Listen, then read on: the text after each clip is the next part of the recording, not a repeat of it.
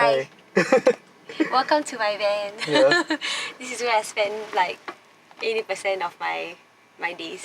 So tomorrow, I'm making a set for a web series. Visually, it should be eye-catching, but second, they tend to want to store the set. So that's the reason why I designed it with wire meshes, so that after that we can like collapse it down and it'll be flat packs, easy for them to store. When I receive the project, I do kind of like let it cook and like simmer in my head. So I guess like I'm kind of always like thinking about it or like sleeping on it.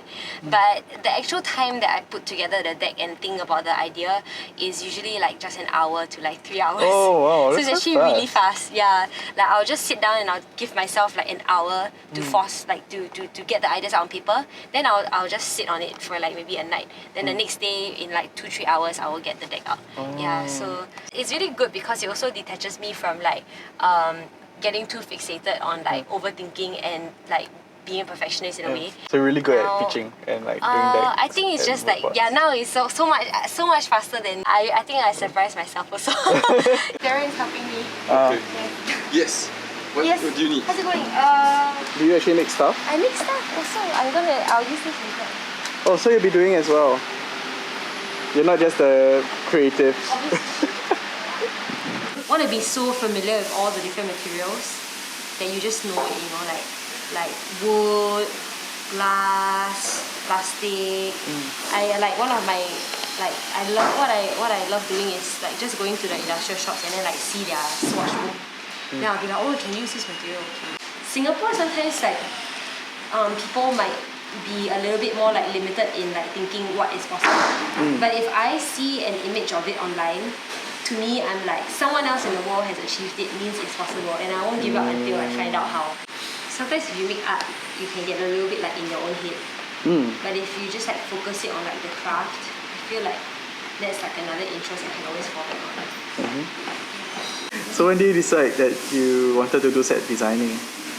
I always knew from a young age that I wanted to build things and make things with my hands. I always knew that would be the case. I just didn't know that it would manifest in the job scope like set designer. I mean, like, I didn't even know this job existed.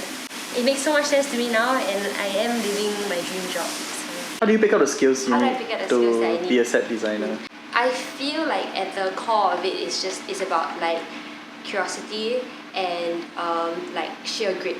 Like, if you are very persistent, like you know, like no matter what, you want to find out how to get to from point A to B, you will find some way to do it. Because I used to be a bit more like fearful and less like confident, because obviously there are certain things that I wanted to do that I didn't have the skills for. I kind of trained like a work ethic where I have a lot of initiative in just being resourceful, whether it's watching videos online, whether it's asking around, until I find the answer. I think just because like set design has so many disciplines to it, and like it's really crazy how you guys make it seem so effortless, but you know, the amount of hard work that goes into it. Thanks for being the one to appreciate it. We always joke like when we're on set and stuff how we do such a wide variety of stuff that you're just masters of life. Every time when we do something like that we've not done before, we always be like, add that to the CV, professional scraper, like, you know, all these small skills like adds up to the like how we're very versatile, like can do a lot of things. When I was younger, I knew that I had like so many interests. Like I always want to like jump around and learn a lot of different skills. So sometimes that feels like it's almost like it sets you back, because then it's maybe a little bit hard to explain to people what your direction is. But then there is this amazing job called being a set designer. And a set designer is really like the job for people who have like multiple interests, because it allows you to like do them all, like do a little bit of everything.